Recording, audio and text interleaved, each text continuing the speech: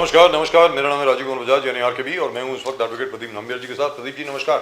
नमस्कार सर, नमस्कार। और प्रदीप जी और मैं कहाँ हैं? नेशन नाउ पर। नेशन नाउ हमेशा हमेशा आपके साथ। आप सब लोगों को जय हिंद, जय महाराष्ट्र, जय भवानी, जय शिवाजी, वंदे मातरम। वंदे मातरम। भारत माता की जय, जय हिंद। जय Hind. To all our viewers in China, ni hao. To all our viewers in Japan, konnichiwa. Abariya Gojambo to our viewers in East Africa, South Africa, the continent of Africa, wherever they speak Swahili. Wherever they speak Swahili. And in case you haven't subscribed to the channel, please do so. Channel को जरूर subscribe करें. When you click to that icon, subscribe, you subscribe to the fastest growing channel of the nation, Nation Now. I think we should get that icon on shortly. I don't know what's Yes, happened. when you subscribe to this icon, subscribe. When you click to that icon, subscribe, you subscribe to the fastest growing channel of the nation, Nation Now. तो प्रदीप जी 1000वां साल सोमनाथ मंदिर का 1000th anniversary of the Somnath temple. Yes, और जैसा मोदी जी ने कहा कि भाई देखिए जितने लोग आए उनको सोमनाथ मंदिर को तोड़ने वाले वो सब तो चले गए, हम तो यहीं हैं अभी तक, देख लो। 1000 years. Yes, 1000 years. And he also criticized Nehru. He said Nehru was not much interested in 1951 on the reconstruction जिस प्रकार से हुआ. He said he never showed that enthusiasm. He was not enthused. Sir, Nehru was not. Sir, I think Mr. Modi is being very polite. Yes. It was not just enthusiasm. He didn't want it to be done. He said very clearly, as is various पे रखिए, छोड़ दीजिए इसको. That's what he said, Nehru. And in fact, he was not in favor of Babuji, that is Babu Rajendra Prasad, our first president, going over there for the inauguration of the Somnath temple either. तो जो है सो है. I am a great admirer of Nehru. लेकिन नेहरू जी का ये position था, government has to be secular, completely into totally secular. Government should not interfere in religious issues. लेकिन 1947 के बाद ये तय हुआ था कि सोमनाथ मंदिर जो है उसको दोबारा रिकंस्ट्रक्ट किया जाएगा. That was an act of parliament by the way. The constituent assembly also agreed unanimously, Pradeep ji, unanimously, including Bhimrao Baba Saheb Ambedkar. बाबा साहब ने भी एग्री किया कि सोमनाथ मंदिर दोबारा बनना चाहिए. लेकिन बाकी सबके लिए there was also another unanimous resolution which was passed. It was not really unanimous. It was not unanimous. Doctor Shyama Prasad Mukherjee, I think he objected कि एज इज वेरियस पे रहिए. जितने भी अभी रिलीजियस प्लेसेस हैं उनको एज इज वेरियस बेसिस पे रखा जाए, क्योंकि गड़े मुर्दे उखाड़ने को जाएंगे तो बहुत तकलीफ हो जाएगी. ऐसा उस वक्त के लोगों का विचार था.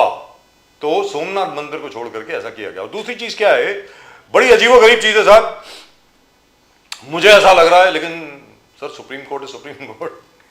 जनाब क्या नाम है उनका, राम रहीम साहब, गुरमीत राम रहीम, उनको जो है वो मिल गई है बेल.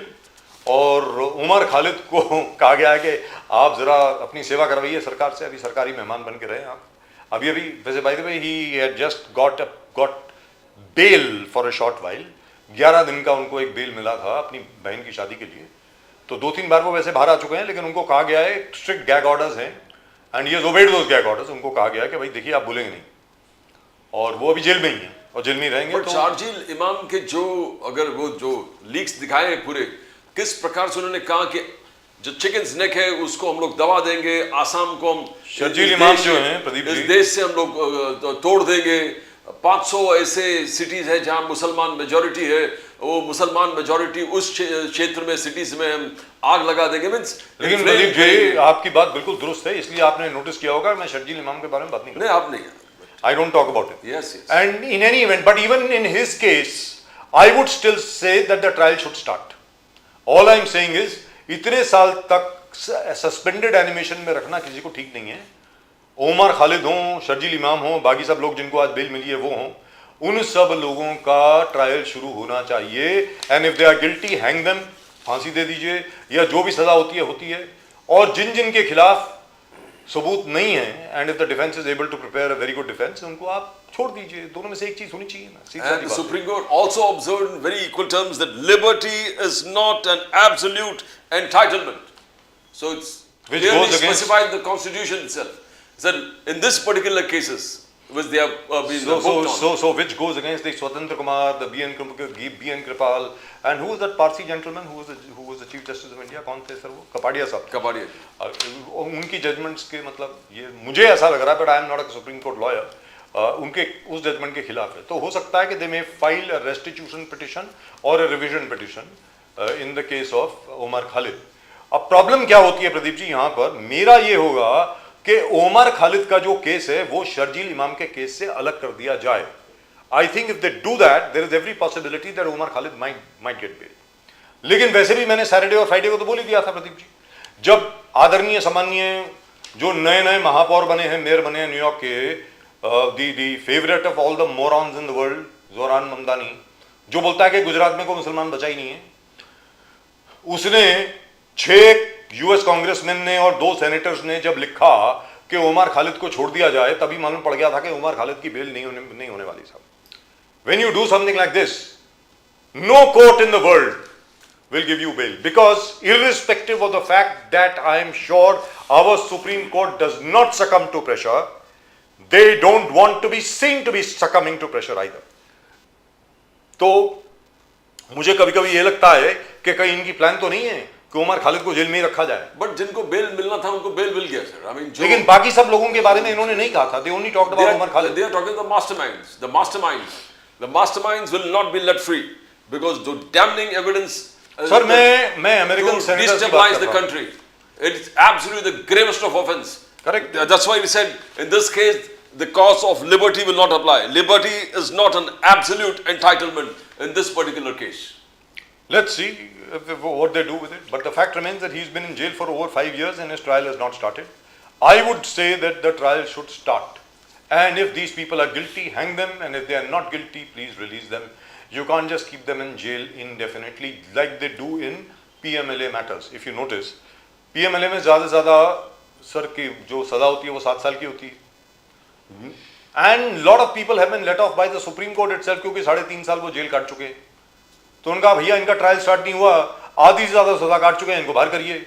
मेरा ये कहना है कि हमारे जुडिशियल सिस्टम में there has to be a proper template कि भाई किसी ने ऐसा किया ऐसा किया है तो उसको आप गुड मॉर्निंग करिए. और तीसरी चीज़ क्या है, वेनेजुएला में जिस प्रकार यूएस प्रेसिडेंट ट्रंप साहब ने he has gone and attacked Venezuela, he has killed of the bodyguards of president Maduro, उनकी और उनकी बीवी को अबडक्ट करके किडनैप करके वो ले गए यूएसए में. प्रदीप जी,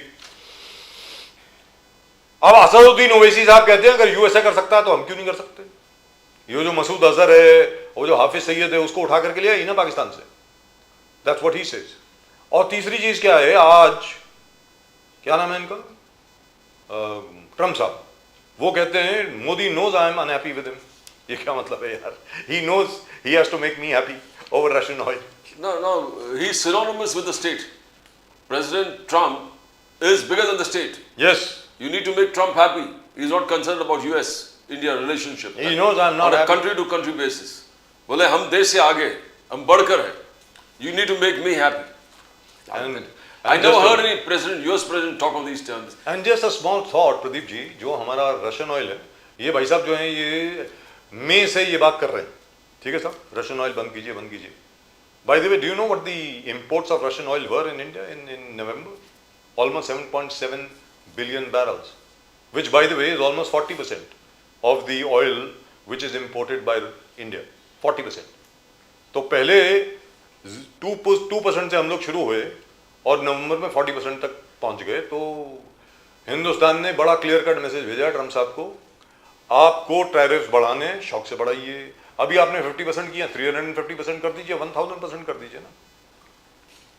टैरिफ की क्या बात कर रहे हैं प्रदीप जी? आपको याद होगा अटल बिहारी वाजपेयी जब प्रधानमंत्री थे, जब न्यूक्लियर ब्लास्ट हम लोगों ने किए थे, न्यूक्लियर टेस्ट हमने पोखरान में किए थे, जब पोखरान 2 हुआ था, इंडिया के खिलाफ सैंक्शंस लगा दिए थे यूएसए ने कि इनको कुछ नहीं मिलेगा, ये नहीं होगा, वो नहीं. हम तो उस दौर से गुजर चुके हैं, तो हिंदुस्तान को कोई फर्क नहीं पड़ता. अगर आपका मैकडॉनल्ड्स हमको नहीं मिलेगा, थैंक यू वेरी मच, ले जाइए वापस. It's very unhealthy anyway. Coke और पेप्सी आप वापस लेके जाना चाहते हैं, ले जाइए. आप ही का घाटा होगा, हमारा नहीं होगा. उससे क्या होगा? I think mister Mukesh Ambani sees an opportunity over here because he is just bought Campa, so there is every possibility that Campa Cola might just take over the entire market, you know, vacated by Coke and Pepsi. आपको Burger King वापस लेकर के जाना है, शौक से लेकर जाइए. आप अपने पोटैटो चिप्स वापस लेके जाना चाहते हैं, शौक से लेके जाइए. As far as our services are concerned, the back office services that India provides to the US are concerned. By the way, Pradeep ji, नमस्कार. जय हिंद. गोरखपुर की ठंड में है सर लगा अभी, जैसे ठंड बहुत है, ठंड बहुत है सर गोरखपुर. थोड़ा अलग ही लग रहे हो पांडे जी आप. एकदम सर यंग सर ठंड बहुत है प्रदीप जी, बहुत ठंड है। अरे ये ठंड रहनी चाहिए। Very smart and young now. Yes, he looks really young. Very frankly speaking, for a minute I couldn't recognize you. Yes exactly. मुझे ऐसा लगा ये यंग आदमी कौन है भाई, ये किसको लेकर, कौन है ये हीरो, कौन है, किसको लेकर के आए हो? ना कसम खुदा की। अरे सर गोरखपुर, सर ठंड रहनी चाहिए, ऐसी ठंड रहेगी आप फर्स्ट क्लास लगेंगे, बिल्कुल 34-35 साल के जवान, सबकी ऐसी करने के लिए जबरदस्त। जी जी जी। तो कीर्तिनिधि पांडे साहब, आप कैसे व्यू जी। करते हैं? दो चीजें हैं सर, क्या है कि एक शख्स हैं हिंदुस्तान में बड़े फेमस हैं सर, जिनके बारे में कहा जाता था कि हरियाणा में कोई पर्यटक स्थल नहीं है, उनकी गुफा पर्यटक स्थल बन गई काफी देर के लिए। उनका नाम है गुरमीत राम रहीम सर। उसको तो फटाफट, उसको तो पैरोल भी मिल जाती है, अब तो बेल भी मिल गई। उमर खालिद को बेल नहीं मिली, नंबर एक। नंबर दो, ट्रंप साहब वेनेजुएला में घुसे, उनके प्रेसिडेंट को उठाया, उनकी बीवी को उठाया और ले आया यूएस में और कहा कि साहब वील स्टैंड ट्रायल हियर। ये क्या हो रहा है सर? आज तक तो मैंने कभी ऐसा कभी देखा नहीं। ये क्या हो रहा है? पहले देखा है, एक्चुअली देखा है 1989 में I think they did it to President Noriega of Panama. They did the same thing. तो अमेरिकन के लिए कोई यूनाइटेड नेशंस नहीं है, कोई सिक्योरिटी काउंसिल नहीं है। यूनाइटेड नेशंस का चार्टर है 1945 का कि sovereignty of all nations has to be respected, but when it comes to America there is no United Nations. अब आप बताएं कीर्तिनिधि पांडे साहब, इसमें भारत का रवैया क्या होना चाहिए आपके मुताबिक? बोलिए सर। देखिए राजू जी, बोलिए सर। जिस तरीके से आपने पहले कहा कि गुरमीत राम रहीम जी को लगातार पेरोल मिल रही है जी, उमर खालिद जेल में, जी, बड़ी मशक्कत के बाद कोर्ट ने उमर खालिद जी को 11 दिन का पेरोल दिया था कि वो अपनी बहन की शादी में शामिल हो जाएं, जी, लेकिन तमाम कंडीशंस थे। गुरमीत राम रहीम को केवल पहली बार पेरोल नहीं मिला है। यह कहने में मुझे कोई संकोच नहीं कि वो लगातार भारतीय जनता पार्टी के विलविसर रहे, भारतीय जनता पार्टी के मददगार रहे हैं। अब्दुल खालिद का तो शायद ट्रायल नहीं शुरू हो पाया, उमर खालिद, लेकिन उमर खालिद का, लेकिन गुरमीत राम रहीम जी को सजा हुआ है। जी, सजा हुआ है। सीबीआई कोर्ट ने सजा दिया है जी। और उनको लगातार पेरोल मिला। कभी कभी कोई व्यक्ति ये कहने पे मजबूर हो जाता है कि जस्टिस, हम लोग एलएलबी कर रहे थे तो हम लोग को पढ़ाया जाता है जस्टिस जस्टिस की तरफ दिखना चाहिए, न्याय जो हो वो न्याय की तरफ दिखना भी चाहिए लोगों को।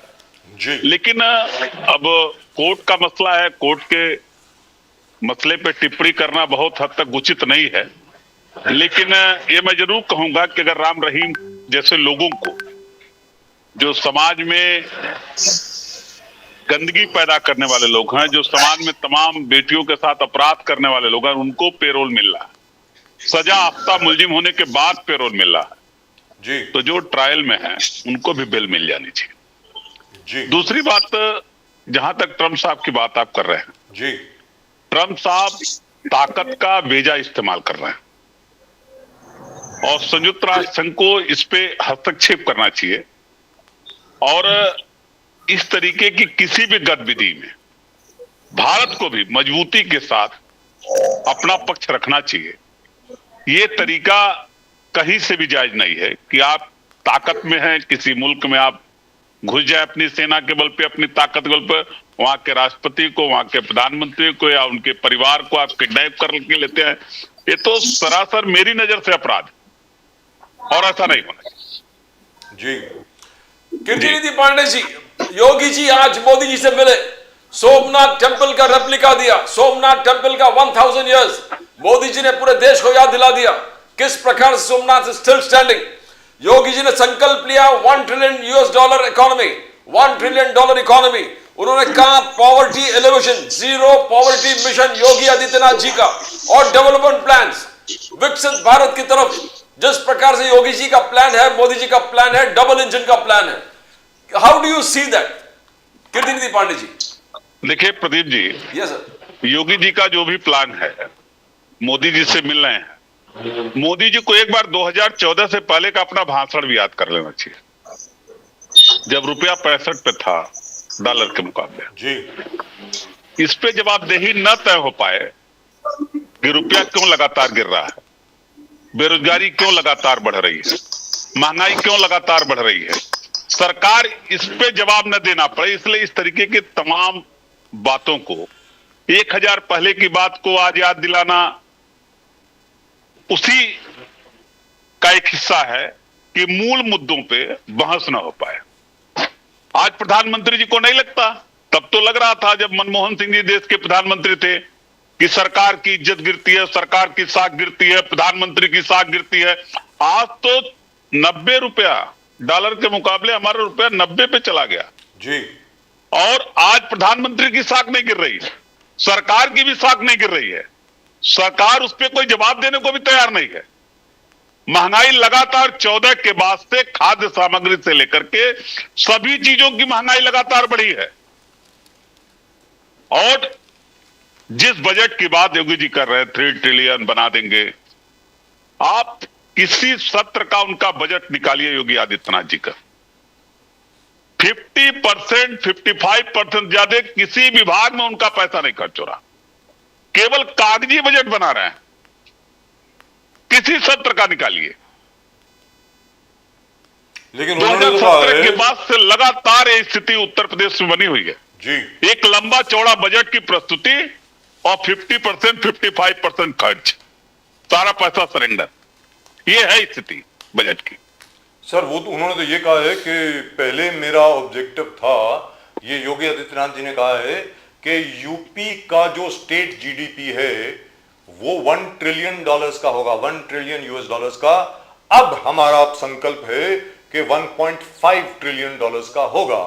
और उन्होंने कोट किया है कि डिफेंस कॉरिडोर में जितनी भी बड़ी बड़ी डिफेंस फैक्ट्रीज अभी आई हैं यूपी में, और काफी तकरीबन सभी ने काम करना भी शुरू कर दिया है, including the BrahMos factory, including the new artillery gun which is a replica of the Bofors gun.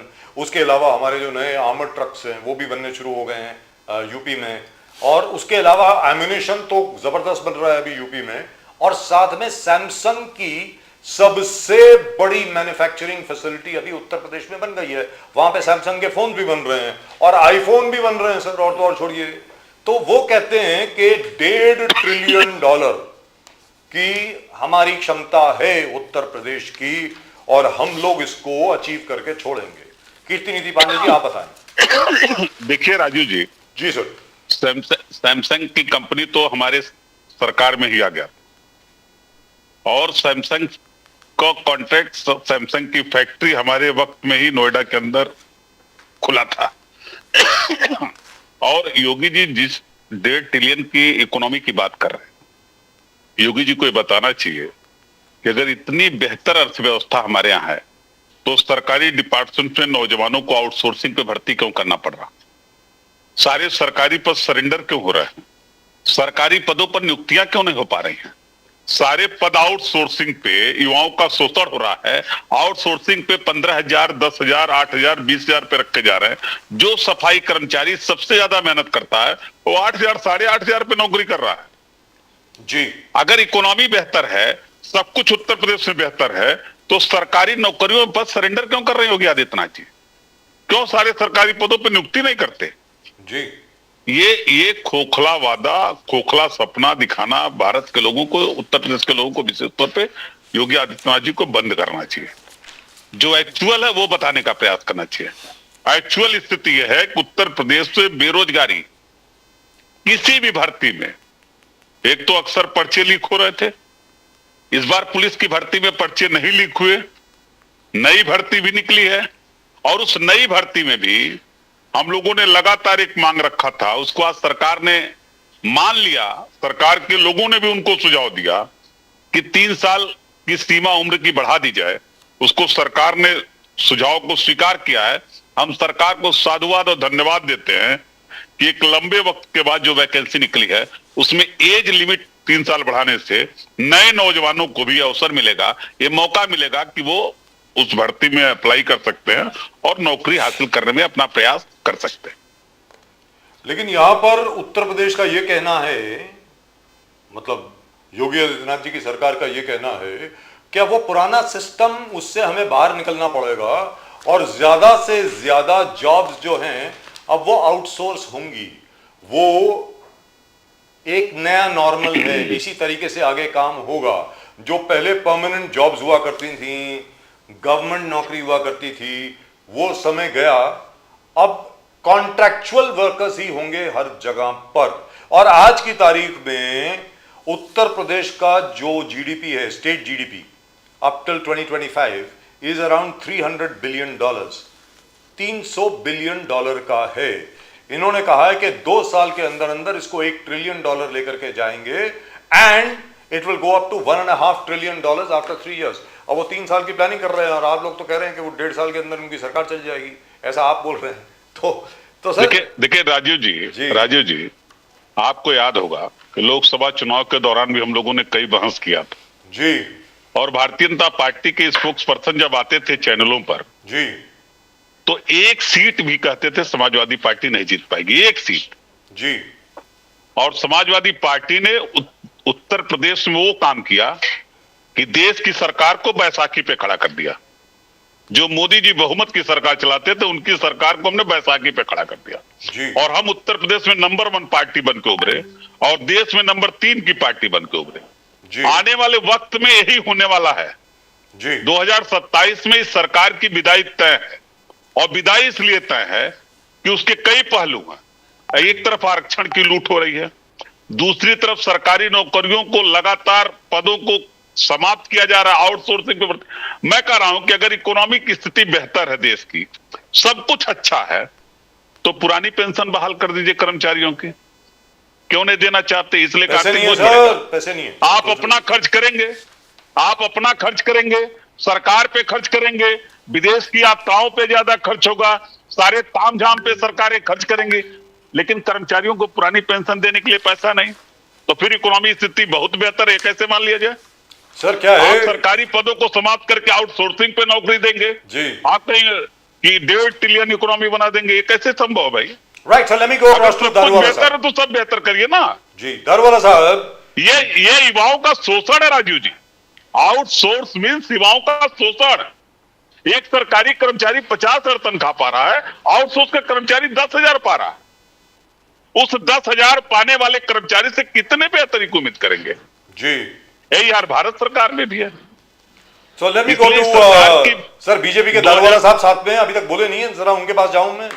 Ali Daruwalla साहब, आपने सुना कीर्ति निधि पांडे जी गोरखपुर के वरिष्ठ नेता समाजवादी पार्टी के, मैं उम्मीद करता हूं कि जब अगले चुनाव होगी उसके बाद वो मंत्री बनेंगे, अगर समाजवादी पार्टी की सरकार आती है तो हम भी कहेंगे देखिए साहब मंत्री जी हमारे बड़े अच्छे दोस्त हैं।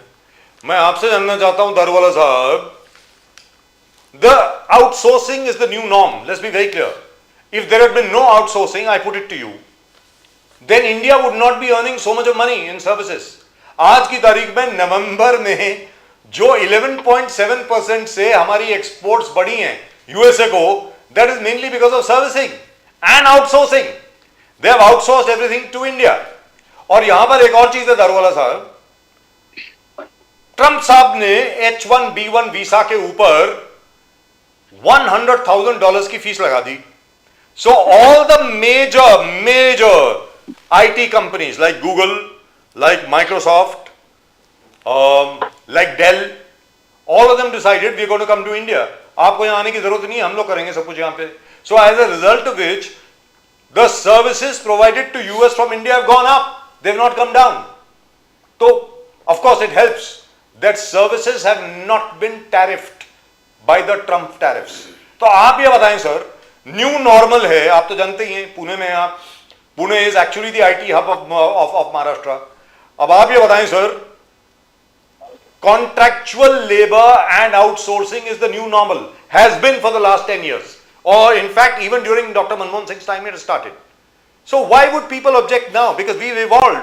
वो पुराना जो था, एक घर में एक नौकरी मिलेगी, सरकारी नौकरी होगी, वो बंदा रिटायर करेगा, सारी उम्र उसको पेंशन मिलेगी, सारी उम्र उसके जो सेंट्रल गवर्नमेंट एम्प्लॉइज हैं उनको CGHS का कार्ड होगा, वो सारी मेडिकल फ्री होगी, उसके अलावा स्टेट गवर्नमेंट के जो एम्प्लॉइज हैं उनको अलग मेडिकेयर का जो फैसिलिटी है उनको अलग मिलेगी। आप दारूवाला साहब आप बोले प्लीज। सुशील जी नमस्ते। सब में पहले हमारे जो मित्र है समाजवादी पार्टी का, ये जनमानस का आपके माध्यम से इतना खराब दिशा भूल कर रहे हैं। इन्होंने ये नहीं बताया, इन्होंने कहा कि पेंशन बंद हो चुकी है।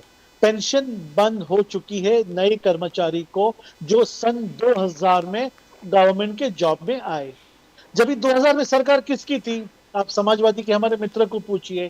पेंशन बंद करने का इतना बड़ा कार्य, इतनी बहादुरी किसने करी? आप उनको पूछिए और प्रामाणिकता से और सच्चाई से पूछिए, पेंशन सरकारी अधिकारियों की किसने बंद करी? फ्रॉम 2000 ऑनवर्ड्स कोई भी गवर्नमेंट जॉब्स जिसको मिलते हैं उसको पेंशन नहीं मिलता, और ये कार्य हुआ है कांग्रेस के राज में। ठीक है, अटल बिहारी वाजपेयी के सरकार में। 1 सेकंड, सन 2000 में जानकारी कर लीजिए ना, जानकारी कर लीजिए, है। गूगल मार लीजिए। 2004 से पेंशन बंद है, जानकारी कर लीजिए दारू वाला साहब। 2000 में ये पेंशन बंद हुआ।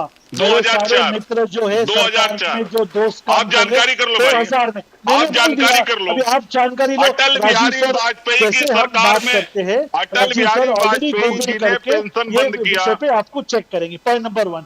पॉइंट नंबर 2, अभी मैं चेक दूसरी करिए। बात कहना चाहता हूँ। राजीव सर चेक करेंगे, आपको जी, जी, जी, बोलिए सर, बोलिए, बोलिए, बोलिए। ये कांग्रेस के रेजिम में हुआ है। पॉइंट नंबर 2, सरकारी नौकरी देना, उनको लोभ देना, झूठ बात करना, ये कांग्रेस का एजेंडा था, हमारे भारतीय जनता पार्टी का एजेंडा नहीं है। हम लोग सरकारी नौकरी 2 करोड़, 1 करोड़, 3 करोड़ ऐसा झूठा वादा नहीं देते, क्योंकि मेरे पंतप्रधान ये बात स्पष्ट कहते हैं, आप नौकरी लेने वाले नहीं, नौकरी देने वाले बनिए, आप व्यवसाय करिए। उन्होंने ये भी कहा, छोटे से छोटा धंधा, अगर एक आदमी अगर चाय की भी दुकान लगाता है, वो दिन का 1000 से 2000 रुपए आराम से कमा सकता। तो आप लोग ने उसका नैरेटिव को चेंज करके आपने पंतप्रधान चाय वाला, उसकी मजाक उड़ाई। कोई भी काम ये देश में करने के ऊपर जब आता है तो उसको हमने निंदा नहीं करना चाहिए। हर काम के अंदर स्वाभिमान है और सम्मान है। Point number 2। पॉइंट नंबर 3, जो प्रेसिडेंट ट्रम्प के बारे में जी। राजीव सर ने कहा, क्या उनने जो रात को जो I can't pronounce the name, I'm sorry about it, जो टेक ओवर किया लास्ट नाइट, जो वेनेजुएला। कंट्री को, वेनेजुएला। नहीं, the other state, narco, I can't get the name straight over there. Madura. President Maduro. Yeah, correct. President Over Maduro. there. Maduro. Yeah, M-A-D-U-R-O. Correct. Yes. I know about it. Yeah. It was happening last night. We were watching it live. I am saying ये जो president Trump ने करा है, वो उससे प्रेरणा भारत ने लेना चाहिए। और जो आजू बाजू में जो रोग नेशंस है ना, बांग्लादेश, श्रीलंका, नेपाल, जहां से इन्फिल्ट्रेशन हो रहा है, जहां से हमारे देश को खतरा है, हमारे सीमा के ऊपर जो लोग वहां पे घुस रहे हैं, उनके साथ आज ये वक्त आ चुका है। मैं यहाँ पे डंके के चोट पे कहता हूँ, मोदी जी ने वहां से प्रेरणा लेकर ये जो रोग नेशंस है, और रोग नेशंस के साथ साथ में राजीव सर ने अभी कहा, क्या शर्जिल इमाम और हमारे जो मित्र है दिल्ली यूनिवर्सिटी और उमर खालिद मिलिया इस्लामिया, उमर खालिद के जो हमारे मित्र है, और जो वहां पे हमारे इलेक्शन को अभी खड़े थे मित्र कन्हैया कुमार जी, ये जो है ना सर, ये जो थ्रेट है ना, ये हमारे देश के अंदर, ये उनसे बड़ा थ्रेट है। व्हाइट कॉलर टेररिज्म जो है ना, ये है India will bleed with 1000 cuts. ये कहने वाले लोग को पैरोल देना चाहिए। आप कैसे एजेंडा लेकर आते हो सर? आप क्या मांग करते हो सर? जो यहाँ अरे राम रहीम को क्या मिलना चाहिए? राम रहीम संत हैं, बोल रहा हूँ उसके बारे में, राम रहीम सुनने की संत क्षमता रखिए, सुनने की नहीं, क्षमता राम रहीम रखिए। संत हैं। राम रहीम ने जो किया, बेशक गुनाह किया, राम रहीम के बारे में क्यों नहीं बोलते? बेशक गुनाह किया, मगर उन्होंने जो सरकार किया, रिकमेंड उनके कर जो रही है 20 पैरोल साल देने के लिए। एक सेकंड मालिक, भारतीय 30 जनता मिनट पार्टी की सरकार है हरियाणा के अंदर। 30 मिनट मैंने सोचिए ना बीच एक में बार। एक शब्द नहीं एक कहा। बात सोचिए मैं कि आप भारतीय कह रहा हूं, जनता आप पार्टी मेरी की बात को सरकार सुनिए। ये गुरमीत राम रहीम को डेकोरम का रिकमेंड पैनल कर रही है है, पैरोल के लिए। जनता तक जनमानस जाना चाहिए। मैं राम रहीम का यहाँ पे समर्थन में नहीं बैठा हूँ, मगर तो आप मैं खिलाफत इसकी में भी नहीं निंदा बैठो। करता हूँ आप शर्जिल इमाम के आलोचना बारे करो में ना भारतीय और जनता पार्टी टेररिज्म सरकार के की। बारे में। क्यों नहीं पैरोल आलोचना को छोड़ो, करते? मैं तो बोलता ट्रोल की भी आवश्यकता नहीं है। अगर आप उनको आलोचना शिक्षा नहीं करें सुना तो इसका दो, मतलब उनको उसका सजा समर्थन सुना कर रहे दो। जो मेरे देश को 1000 कट से 1000 कट से जो मेरे देश का खून बहाना चाहते, जी। उसका काहे का ट्रायल? सर, ये दारूवाला साहब, ये मेरा वैयक्तिक बयान है। दारूवाला साहब, आपकी बात से At the same तकरीबन time, सर वन सेकंड नहीं, आप सर बीजेपी ओनली के वन नेता सेकंड व्यक्तिगत वन बयान सेकंड क्या वन होगा? सेकंड एक minute sir sir sir sir party का बात माना अरे जाएगा। अरे पांडे साहब नमस्कार पांडे साहब नमस्कार पांडे साहब एक मिनट जो है ना यहाँ पे कोर्ट यहाँ पे रात के 3 बजे खुलती है आपके वक्त में। सर एक सेकंड सर आपके वक्त सर सर सर रात को 3 बजे दारूवाला आप साहब बोलते हो मैं आई वो आप भारतीय जनता पार्टी के वक्त में नहीं होता है।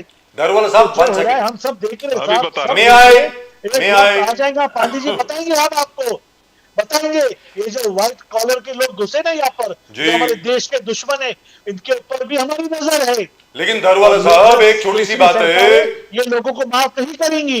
दारूवाला साहब one small thing two small things actually जो कीर्ति निधि पांडे साहब ने कहा कि ओल्ड पेंशन स्कीम की एबोलिशन की डेट जनवरी 1 2004 है that was when Atal Bihari Vajpayee ji was prime minister quite true absolutely true लेकिन उसके सामने आप ये आर्गुमेंट रख सकते हैं अगर रखना चाहें कि as soon as doctor Daruwala साहब को क्षमा मांगनी चाहिए। सर सर पूरी बात सर उनके पास जानकारी नहीं होगी सुनिए ना सर बीच में बात करने अरे सर बोलिए एक सेकंड अरे दारूवाला साहब एक सेकंड जब मैं आपकी बात कर रहा होता हूं नहीं है।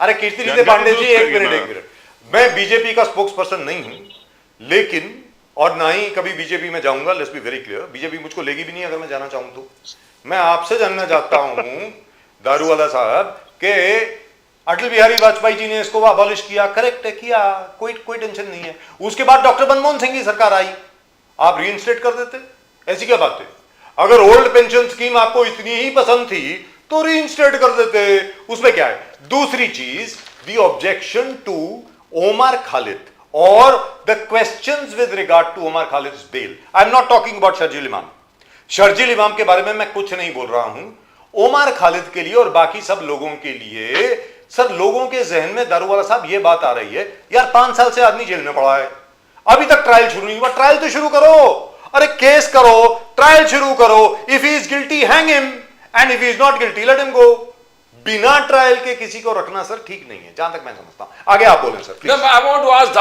दारूवाला साहब the Congress says the Venezuela जिस प्रकार से वेनेजुएला में हुआ वहां के ऑपोजिशन लीडर मिस मैचाडो मारिया लोरीना मैचाडो को नोबेल प्राइज मिला था राहुल गांधी जी को नोबेल प्राइज मिलना चाहिए राहुल गांधी जी को कांग्रेस राशिद आलवी दारूवाला साहब आर यू इक्वेटिंग क्या ये कांग्रेस चाहती है कि मोदी जी को किडनैप करे या कैप्चर करे किस प्रकार से what is the Congress trying to say why the Venezuela example here the Rahul Gandhi ji को नोबेल प्राइज मिलना चाहिए जैसे वहां के ऑपोजिशन लीडर को मिला how do you see the Congress rating Venezuela to India Pradeep sir एक आपके माध्यम से जनमानस को यह जानना इतना जरूरी है जब बांग्लादेश के अंदर हमारे हिंदू भाइयों के साथ अत्याचार हो रहा महिलाओं के साथ बलात्कार हो रहा मैंने एक भी समाजवादी पार्टी का इंसान एक भी कांग्रेस का इंसान को मोमबत्ती लेकर उसका निषेध करते हुए मैंने नहीं देखा साहब जो तरीके से विश्व हिंदू परिषद बजरंग दल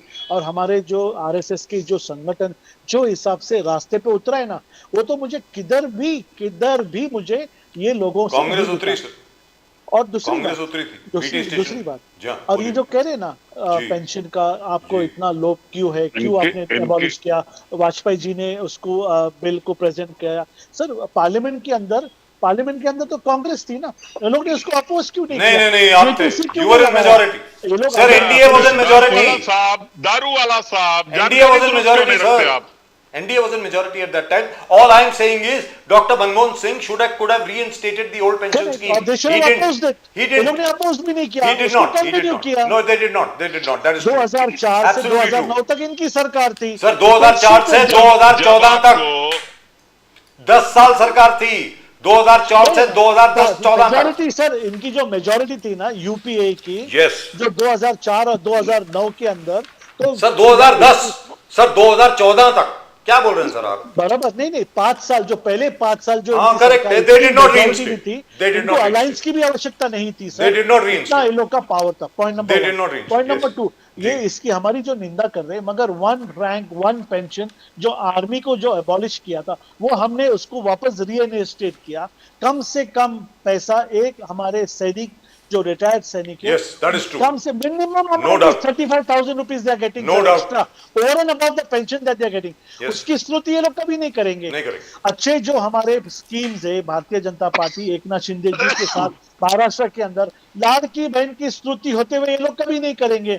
आज मैं आपको कहता हूं, जितना भी बैकलॉग था वो पूरा बैकलॉग लाड़की बहन योजना के अंतर्गत हमारे बहनों के अकाउंट में चला गया, और जो अमाउंट बाकी है मकर संक्रांति तक निल किया जाएगा। इसकी खुशी, इसका तो जल्लोष मैं तो इनके चेहरे पे दूर दूर तक मुझे नजर नहीं आता है। तो देखिए, अगर हम कोई भी कल्याणकारी स्कीम लाते हैं, जनता के हित में कोई भी काम करते हैं, तो ये हमारे ऑपोजिशन को डाइजेस्ट नहीं होता। सर और एक यही सवाल आप कारण है, जवाब नहीं दे रहे। यही कारण है कल्याणकारी स्कीम को अपोज कर कर सर, कीर्तिनिधि पांडे जी ने एक इनको सवाल पूछा था। जनमानस ने घर पे बटा दिया है। सर, कीर्तिनिधि पांडे जी ने आपसे एक सवाल पूछा था, इसके पहले कि मैं सुशील व्यास जी के पास जाऊं, नहीं तो सुशील व्यास जी बोलेंगे कि मुझे यहाँ पे सिर्फ spectator Yeah, बना रखा है। 45 minutes, Sushil ji has not uttered a word. Yes, so I would like to go to him, but before that, कीर्तिनिधि Pandey जी ने एक बड़ा अहम सवाल पूछा है सर। आज का डॉलर की वैल्यू 90 रुपीज 31 कोई पैसा। बात नहीं, बजा दी, वैसे भी अब हम कैंपेन में थके हुए। सर मैं आ रहा हूँ सर। एकनाथ शिंदे साहब जैसे काम कर रहे हैं, आपको तो शोभा नहीं मिलता है बोलने श्रोता बनने में। का। अरे जबरदस्त काम कर रहे हैं सर आप। मैं आता हूँ आपके पास एक सेकंड, लेकिन मैं आपसे पूछना चाहता हूँ दारूवाला साहब, today the value of the dollar today right now Yeah, I agree. Is 90 rupees 31 पैसा। तो सर जब 60 रुपए का होने वाला था तब तो मोदी जी बड़ा प्रोटेस्ट कर रहे थे, तो ये हो गया वो हो गया, प्रधानमंत्री की साख नीचे आ जाती है, और ये भी बोल रहे थे बहुत जल्दी डॉलर जो है वो मेरी उम्र का हो जाएगा। तो सर आप बताएं ना इसके बारे में, you must at least come up with something, some explanation, बोलिए ना sir. Correct. It become 90 rupees 31 paisa. comparison to a rupee. 90 rupees 31 पैसा, डोंट फॉरगेट 31 पैसे। 90 rupees, 90.51 31 rupees. सर 51 मत बोलो सर, अभी 51 नहीं। मेरी बात सुनिए ना sir, I don't know the exact 4 आना 8 आना, पर मैं बोला अगर 100 रुपए भी होता है, जो है। उससे भारत के ऊपर क्या परिणाम होने वाला है। हाँ, ना हाँ। तो हम उनसे कुछ खरीदते, ना हम उनके साथ व्यवहार करते। हमारा ऑयल तो रशिया से आ रहा है, अन्य देशों से आ रहा है, हमारा यहाँ पे रेट स्थिर है। ये झूठ बात करने की इनकी आदत है कि महंगाई बढ़ गई। जनता तो कभी महंगाई के बारे में रास्ते में तो दिखी नहीं, और रास्ते पे तो मुझे कोई दिखा नहीं। मुझे तो सिर्फ पांडे जी, उनके सहयोगी अखिलेश जी और राहुल जी, और कदाचित कभी कभी प्रियंका गांधी महंगाई के बारे में बात करते हैं। यहाँ पे तो सारा देश बोल रहा है, पेपर के एडवर्टाइजमेंट आ रहे, हर चीज के रेट स्लैश हो गए, चीज सस्ता हो गया, अफोर्डेबल हो गया व्हाइट गुड्स। यहाँ पे तो देश में स्तुति हो रही है। आज 6 साल से पेट्रोल डीजल का रेट एक ही है, तो ये इनको दिख नहीं रहा है, ये मानना नहीं चाहते। जो इंसान की आंख ही बंद है उसको मैं क्या समझाने की कोशिश करूं। राहुल गांधी अब भी नहीं मान रहा। Rahul Gandhi says failed economic policies. होने जा रहा है। Failed economic policies, दारूवाला साहब, is the major reason. Failed economic policies, Rahul Gandhi आज भी आपको टोक रहे हैं। Failed economic policies and the failed foreign policies. Sir हमारे फॉरेन पॉलिसी तो छोड़िए, राहुल जी ने अमेरिका में जाके इंडिया को डेल इकोनॉमी बोला है साहब। आज तक ऐसा नेता आपको कहां मिलेगा नहीं। उनको तो मैं बोल रहा हूँ पीस नोबेल प्राइज तो मिलना चाहिए। कांग्रेस। और व्हाट, फॉर गद्दारी। आप देश का economy, India is doing so well, operation Sindoor अभी भी जारी है। उनको हम लोग इतना डरा दिए, क्या प्रेसिडेंट ऑफ जो पाकिस्तान के जो सदर है वो तो बंकर में जाके छुपे। वो बोले कभी भी कब आपकी मौत हो सकती। ये तो हशर हमने पाकिस्तान का किया, जी। और ये आदमी कहता है India is a dead economy. Sir आप करिए, स्तुति करिए, समाजवादी की भी वही हालत होने वाली है जो कांग्रेस की हो गई। आप प्लीज दूसरा कोई पार्टी या दूसरा, लेकिन एक चीज मुझे बोलना पड़ेगा। आपकी भी स्थिति हुई होगी, जहां से चले थे वही पहुंच जाएंगे। कीर्तिनिधि पांडे जी, दो पहुंच जाएंगे, चिंता मत करिए। कीर्तिनिधि दो से चले थे, दो पे पहुंच हमारी जाएंगे। महाराष्ट्र की सरकार, हमारी ट्रिपल इंजन की सरकार, अहंकार Sir, can we go to व्यास जी? अहंकार किसी का नहीं चलता दारूवाला साहब। कुंभकर्ण दो जैसा। पे चले थे, दो पे चले दो जाएंगे। महानुभाव, दो पाटन के बीच जनता में। वहीं पहुंचा देगी आपको, चिंता मत करिए। सर वो दो पाटन के बीच में वाला हिसाब किताब ना करिए, सुशील व्यास जी के पास जाने दीजिए। व्या- मैं एक सेकंड सर, जाने के पहले एक छोटी सी चीज आपको बता दूं। दारूवाला साहब, जो आपने कहा ना कि समाजवादी पार्टी के किसी नेता ने बांग्लादेश को लेकर के कोई मोमबत्ती नहीं जलाई, मोमबत्ती जरूर नहीं जलाई, लेकिन अखिलेश यादव जी और डिंपल यादव जी दोनों ने पार्लियामेंट के पटल पर यह कहा, रिक्वेस्ट किया प्रधानमंत्री जी से कि आप प्लीज यहां पर हस्तक्षेप कीजिए, हिंदुओं के खिलाफ बहुत अत्याचार हो रहे हैं बांग्लादेश में। This is on record, Akhilesh Yadav ji ने खुद कहा है। But let's not go there. I don't want to start another argument between the two of you. सुशील व्यास जी, एकनाथ शिंदे साहब, सर ठाणे में बहुत ज्यादा व्यस्त दिख रहे हैं सर अभी. Why is that? व्यास साहब. ऐसा है मुजाहिद जी, मुझे तो आज लगा कि मैं राष्ट्रीय समस्या और राष्ट्रीय प्रवक्ताओं के बीच में सूत्रा के रूप में ही बैठा रहूंगा, लेकिन अब आप राष्ट्र से हम एक जिले पे चले आए. थाना जिला आप जानते हैं गृह क्षेत्र है एकनाथ राव शिंदे जी का, और वहां से वो विधायक भी हैं, और इस समय वो वहां पे रोड शो कर रहे हैं जिस समय मैं आपसे इस समय मैंने तभी पूछा सर. हाँ, और न सिर्फ थाने, कल वो सतारा में थे, परसों मुंबई में थे. आपने देखा बहुत बड़ा वर्ली में जलसा हुआ मुंबई में. हमारी जो चुनाव प्रक्रिया का जो पहली उद्घाटन सभा जिसको कहते हैं, उसमें मुख्यमंत्री और उप मुख्यमंत्री दोनों थे. तो क्या ऐसा नहीं है कि खाली थाना में, पूरे महाराष्ट्र में जहां जहां ये 29 महानगर पालिकाओं के चुनाव हो रहे हैं, तो वहां पे एकनाथ राव जी शिंदे उतनी ताकत और उतनी लगन के साथ अपने कार्यकर्ताओं का मनोबल बढ़ाने के लिए पहुंच रहे हैं. प्रदीप जी. व्यास जी, यू आर एन एडवोकेट. जिस प्रकार से सुप्रीम कोर्ट ने बाकी लोग को बेल दे दिया, but where Sharjeel Imam and Umar Khalid, supreme court ने कॉन्स्टिट्यूशन से कोर्ट करता है liberty not an absolute entitlement. ये आपका एंटाइटलमेंट नहीं है. और जो केसेस सामने सुप्रीम कोर्ट के हैं, देशद्रोह के केस, देश के खिलाफ काम करना, देश को तोड़ने वाले काम करना. 500 सिटीज में मुस्लिम मेजॉरिटी है, वहां पर आग लगा देंगे, चिकन नेक से आसाम को अलग कर देंगे, देश का विभाजन कर देंगे. क्या don't you believe the Supreme Court is right? And the entire opposition is in arms. Entire opposition criticize कर रहे हैं जिस प्रकार से. नामदेव जी, yes. आपने दो पार्ट में मुझसे प्रश्न पूछा. पहले सुप्रीम कोर्ट ने क्या डिसाइड किया, दूसरा अभियुक्त ने क्या कहा. हाँ. तो आपने खुद नहीं जवाब दे दिया. आप भी वकील हैं. जब अभियुक्त ने इतनी गंभीर बात देश के खिलाफ कही हो, देश में अराजकता फैलाने की बात कही हो, तो कौन सा न्यायालय है जो, सुप्रीम कोर्ट तो सुप्रीम है, कौन सा न्यायालय है जो उसके बेल पे विचार करेगा और उसको ऐसे व्यक्ति को आर्टिकल 20 को नजरअंदाज करके मतलब खुला छोड़ देगा जाके इस तरह के बयानात फिर करें और देश में अराजकता फैलाएं. तो आदरणीय सर्वोच्च न्यायालय से बड़ा न्यायालय तो देश में है नहीं. उसने कुछ सोच समझ के तथ्यों के आधार पे कोई फैसला लिया होगा. तो अगर उस फैसले को सर्वमान्य करना चाहिए, उस पर नुक्ताचीनी और उस पर हम लोग कोई तरह की टिप्पणियां करें, वो ठीक नहीं. लेकिन Sushil Vyas ji, what do you have to say? हमको तो नहीं करनी चाहिए. लेकिन सुशील व्यास जी, आपका व्यक्तिगत राय आपकी क्या है? Because the supreme court has said so many. मैंने कहा, नामबिहार जी ने जो सेकंड पार्ट में कहा, जितनी गंभीर बातें और जितनी अभियुक्त ने कही है, वो डिजर्व नहीं करता है liberty. But sir, the fact remains that there have been any number of chief justices, including I agree with you. Including Justice Expedition of the Kapadia. trial, yes.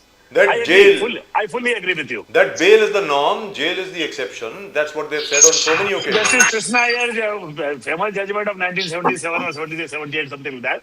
But I agree with you that there should be expeditious trial. Expeditious trial. Let it. After all, we did the same thing for that Kasab. Ajmal Kasab को भी इतना नहीं लटकाया sir हमने. His trial was dealt with expeditiously. फटाफट trial हुआ. अब appeal के लिए टाइम दिया गया है. उसके बाद supreme court, then full bench of the Supreme Court, then a 5-judge bench of the Supreme Court. Everybody ruled. तो ये with due respect, Bajaj ji, I am fully agreeing with you. Yes. There should be expeditious trial. Yes. So that is the only thing which troubles people. कि ये trial क्यों नहीं शुरू हो रहा है? यार ट्रायल शुरू करो. अरे कांग्रेस जोर नहीं लगा रहा है सर इनके लिए. कपिल सिब्बल, मनीष अबू संघवी, अभिषेक मनु सिंघवी, इनके लिए आ नहीं रहे. So they are lawyers. But सुशील व्यास जी, जो यूएस पार्लियामेंटेरियंस से दबाव डालना चाहा, बोले उमर खालिद के बेल तुरंत सरकार को यानी जुडिशरी को सोचना पड़ेगा. should act on that. Now do you think our judiciary is not competent? क्या हमारा जुडिशरी इतना कॉम्पिटेंट नहीं है कि यूएस में बैठे पार्लियामेंटेरियंस हमको बोलेंगे कि उमर खालिद के बेल के बारे में सोचिए आप, बहुत 2020 तक जेल में बैठा है. How can they say? How do you see this?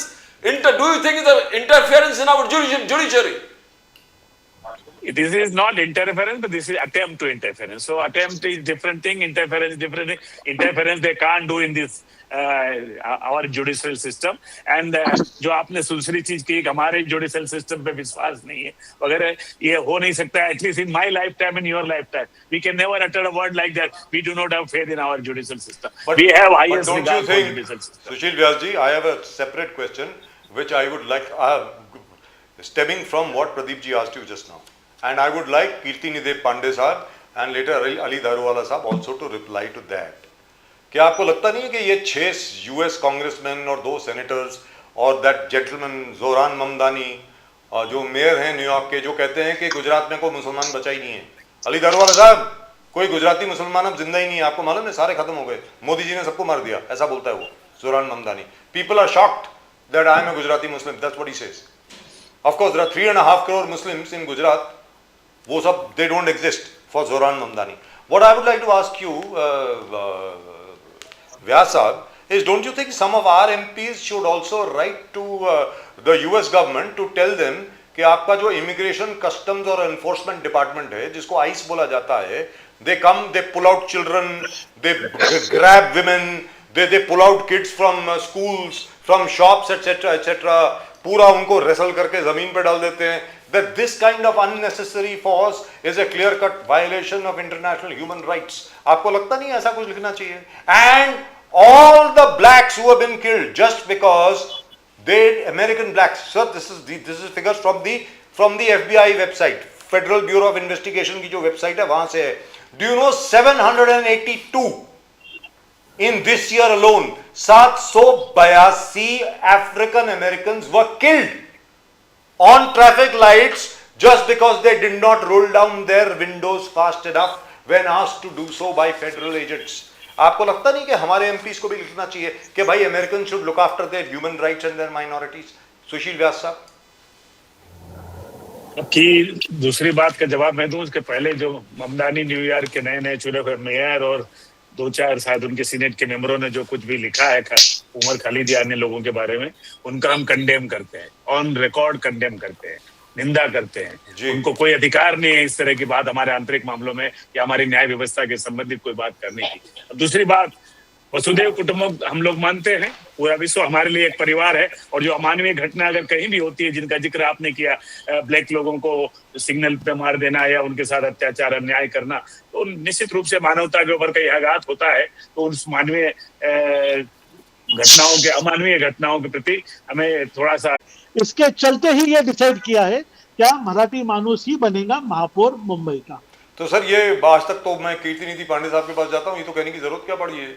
मतलब in fact it is ultra virus of the constitution, because the constitution says very very clearly anybody can be elected prime minister or whatever, irrespective of caste, creed, religion, sex और profession. तो ये तो ultra vires उसका हुआ कि हम किसी मुसलमान को हम महापौर नहीं बनने देंगे, हम वो हमेशा मराठी मानुस ही रहेगा, हिंदू रहेगा. कीर्तिनिधि पांडे जी, ये तो असंवैधानिक है जहां तक मैं समझता हूँ. बोलिए सर आप. असंवैधानिक है, मगर हमने क्लियर कर दिया ये हमारा एजेंडा है. लोकतंत्र में मराठी मानुस रहे. अब मराठी मानुस हिंदू भी हो सकता है, मुसलमान भी हो सकता है. जो मुसलमान हो मराठी नहीं है, ऐसा कैसे हो सकता? करेक्ट है. महाराष्ट्र के अंदर जो मुस्लिम वो भी मराठी हैं, जो हिंदू हैं वो भी मराठी हैं. मराठी मानुस जीते, इसमें कोई दिक्कत नहीं. लेकिन जिस तरीके से दारूवाला साहब कह रहे हैं कि हिंदू ही जीतेगा, मुसलमान को हम नहीं बनने देंगे, फिर आप मराठा मानुस में भी भेदभाव कर रहे हैं. ये नफरती बयानबाजी, नफरती राजनीति कब तक करेंगे? कब तक नफरत बोएंगे इस देश के अंदर? इस देश के अंदर नफरत बो करके इस देश को आंतरिक रूप से कमजोर मत करिए. इस देश को मजबूत रहने दीजिए. और इस देश की मजबूती तभी होगी जब हिंदू, मुस्लिम, सिख, ईसाई, सारे धर्मों के लोग, सारे जाति अगड़े पिछड़े सब मिलकर के एकजुट होकर के इस देश के डेवलपमेंट में, इस देश की एकता को बनाए रखने में सहयोग करेंगे, तब ये देश मजबूत होगा. तो भारतीय जनता पार्टी के प्रवक्ता इस तरीके की नफरती बयानबाजी देकर के, हिंदू मुसलमान करके, अगड़ा पिछड़ा करके क्यों नफरत फैलाना चाहते? क्यों देश को आंतरिक रूप से कमजोर करना चाहते? कीर्तिनिधि पांडे जी, योगी आदित्यनाथ जी ने हाल ही में वही कहा कि you have been, Samajwadi Party is against Sanatan Dharma, Sanatan धर्म के खिलाफ. आपने हमेशा अयोध्या को एक केंद्र बनाया विवाद का, फाइट्स का, उलझन, मतभेद का, और उसका फायदा उठाते गए. और कोई भी सनातन धर्म से आगे नहीं है, ना ऊपर है. तो किस प्रकार से योगी जी के स्टेटमेंट को आप देखते हो, स्पेशली अयोध्या के बारे में उन्होंने कहा? देखिए प्रदीप जी, समाजवादी पार्टी कभी सनातन धर्म के खिलाफ नहीं रही. समाजवादी पार्टी इंसानियत के साथ रही. समाजवादी पार्टी संविधान के साथ रही. समाजवादी पार्टी कानून व्यवस्था के साथ रही. और जिसकी बात भारतीय जनता पार्टी के लोग करते हैं, उस समय जो चीफ सेक्रेटरी थे वही मंदिर निर्माण समिति के आज के डेट में अध्यक्ष है. जिन्होंने स्वीकार किया कि मुलायम सिंह जी ने नहीं कहा था गोली चलाने के लिए, हमने चलवाया था। आज वही राम मंदिर निर्माण ट्रस्ट के प्रेसिडेंट हैं। ये भारतीय जनता पार्टी के लोगों को मैं सलाह दे रहा हूं आपके बड़े चैनल के माध्यम से कि नफरती बयानबाजी छोड़ करके इस देश के डेवलपमेंट में सबका सहयोग है। लेकिन कीर्तिनिधि पांडे जी, छोटा सा करेक्शन, अपने लास्ट बर्थडे वाले दिन मुलायम सिंह यादव जी ने खुद बोला, और एक बार नहीं ना जाने कितनी बार क्रेडिट लिया, कि मैंने बाबरी मस्जिद को बचाया क्योंकि सुप्रीम कोर्ट का संरक्षण था, और मैंने ही हुक्म दिया था फायरिंग के लिए।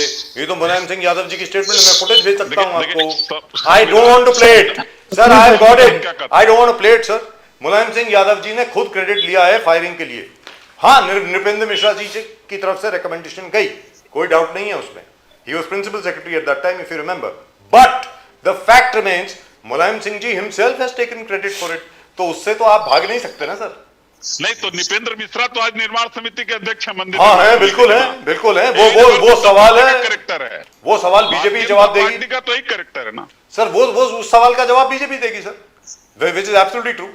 लेकिन आप ये बताएं सर, लेकिन आप अभी ये बताएं, जो मैंने अभी भी सवाल पूछा था, आपको लगता नहीं है कि जिस प्रकार अमेरिकी कांग्रेसमैन, 6 कांग्रेसमैन और 2 सेनेटर्स और न्यूयॉर्क सिटी के मेयर ने हस्तक्षेप करने की कोशिश की है भारत की कानून व्यवस्था में, आपको लगता नहीं है कि हमारी तरफ से भी कुछ ऐसा जाना चाहिए अमेरिका को कि भाई तुम्हारी जो ह्यूमन राइट्स रिकॉर्ड है बहुत खराब है, तुम ब्लैक्स को, लेटिनोस को, बाकी बाहर से आए हुए जो लोगों को जिस प्रकार उनके साथ उनका वायलेशन कर रहे हो, उनके ह्यूमन राइट्स के साथ उसका उल्लंघन कर रहे हो, ये गलत है।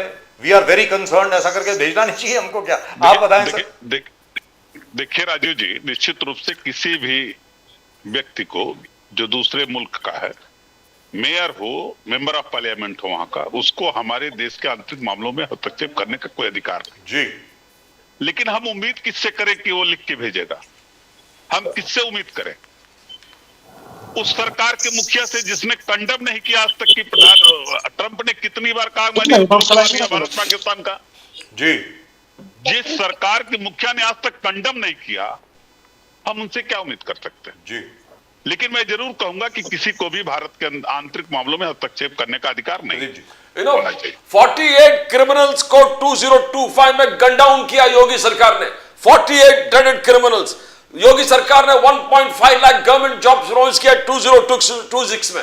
Noida international airport, Ganga express में 5th ground breaking ceremony, global investment summit, तो एक से एक 10 पॉइंट चार्टर प्रोग्राम लेके योगी आदित्यनाथ 2026 एक जब सक्सेसफुल एक रोड मैप बना दिया है बीजेपी के लिए। How are you going to tackle him Yogi? How are you going to take him? देखिए प्रदीप जी, हाँ बोलिए। योगी जी केवल रोड मैप बना रहा है।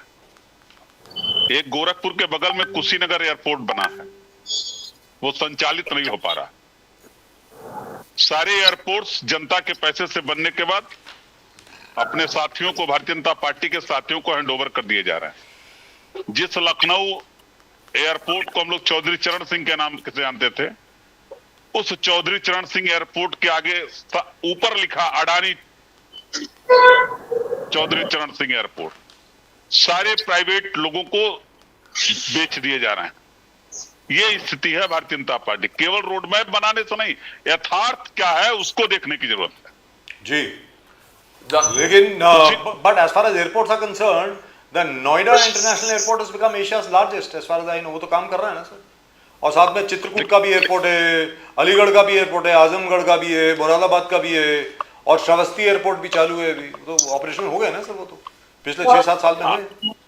ये एक कुशीनगर मैंने बताया ना, बगल में कुशीनगर एयरपोर्ट है। जो कुशीनगर में थोड़ी सी प्रॉब्लम है, वो भी ठीक हो जाएगी, ऐसी का बात है। वो तो है, प्रॉब्लम है उसमें, क्या करोगे उसके बारे में? तो सर वो तो आसपास के ये रोड मैप रहेगा। जनता 2027 से विदाई कर देगी। सर 7 के 8 एयरपोर्ट जो है वो चलिए आप कर देंगे। सरकार बनाएगी। ओहो सर, आप उसका उद्घाटन कर देंगे, ऐसी क्या बात है? दारूवाला साहब, Rahul Gandhi is going to Vietnam. Rahul Gandhi is going to Vietnam and he is going to meet. Pandey ji नमस्कार। He is going to meet the same people who are voicing against India. जो आवाज इस देश के खिलाफ है, बीजेपी का कहना है उसी मंच में उसी ग्रुप के लोग, और इतना राहुल जी को विदेश से अपॉइंटमेंट मिल रहा है, वो भी देश विरोधी ताकत से। यहां इस देश स्टेट के अंदर इतना इन्विटेशन राहुल जी को नहीं मिल रहा। How do you see that this statement of the BJP? देखिए, सब में पहले जो हमारे कीर्ति पांडे जी कह के गए, इतना अच्छा लंबा चौड़ा भाषण दिया, क्या ये देश में ऐसा नहीं होना चाहिए और भारतीय जनता पार्टी ने ऐसा वाद विवाद हिंदू मुस्लिम नहीं करना चाहिए। सर, मैं एक बात इनसे पूछता हूँ, चलो खैर ये तो चले गए, पर हमारी जनमानस तो आपका चैनल देख रही है, 1 करोड़ लोगों के ऊपर ये चैनल देख रही है। मैं यहाँ पे भारतीय जनता पार्टी का प्रवक्ता होने के नाते से ये बात एकदम ठाम विश्वास के साथ कहता हूँ, क्या ये लोगों को ये नहीं मालूम, क्या हमारे हिंदू जितने भी राजा प्रजा हुआ करते थे, 1000 साल में इन्होंने कोई भी देश पे जाके आक्रमण नहीं किया। यहाँ पे जो भी आक्रमण हुआ है, भारत की शक्तियों से भारत के ऊपर आक्रमण हुआ है, और हिंदुओं ने, सनातनियों ने कोई भी धर्मांतर का काम, कोई भी देश में जाके लोगों को कन्वर्जन का काम, ये इनके इतिहास में ही नहीं है। जो भी अत्याचार हुआ है, जो भी सुशासन हुआ है, और जो भी लोगों के साथ में बुरा कर्म और कार्य हुआ है, वो भारत में हुआ है और भारत में आने वाले परदेशियों के लोगों ने किया है जी। अब जब हमारी सरकार आई है, हम लोग इसके ऊपर आवाज उठा रहे, बेशक इसके साथ साथ में यहाँ पे कार्य भी चला है। अभी एकनाथ शिंदे जी के हमारे सुशील व्यास जी बैठे, इतने सीनियर वो स्पोक्स पर्सन है, इनके अगर आप फ्लैगशिप प्रोग्राम्स देखें एकनाथ शिंदे जी के टेन्योर में और अभी भी चलते हुए, महाराष्ट्र के अंदर जो खुशहाली है, जो बिजनेस है, जो रोड है, जो डेवलपमेंट का काम है, ब्रिज का काम है, ये साथ साथ में जो रिलीजियस सेंटिमेंट है, इसके साथ में ये सरकार एक तहजीब के साथ आगे बढ़ रही है। जो मैंने अभी आपके चैनल पे कहा था, क्या मुंबई का महापौर ये मुस्लिम नहीं बनेगा, इसके 2 तथ्य है। एक तो 277 में से 99 और सीट्स हमने एकनाथ शिंदे जी की पार्टी को दी है, और 199 और जो सीट है वो हमारी भारतीय जनता पार्टी उसके ऊपर कंटेस्ट कर रही है। इसके अंदर कोई मुसलमान लोगों ने सीट मांगा ही नहीं, वो लोग ने तो सीट मांगा ही नहीं हमारे से, तो फिर उनको सीट देने का काम सवाल कहां से आता है? तो जब कोई मुसलमान कंटेस्ट ही नहीं कर रहा है, तो it is obvious that a Muslim will not become the mayor.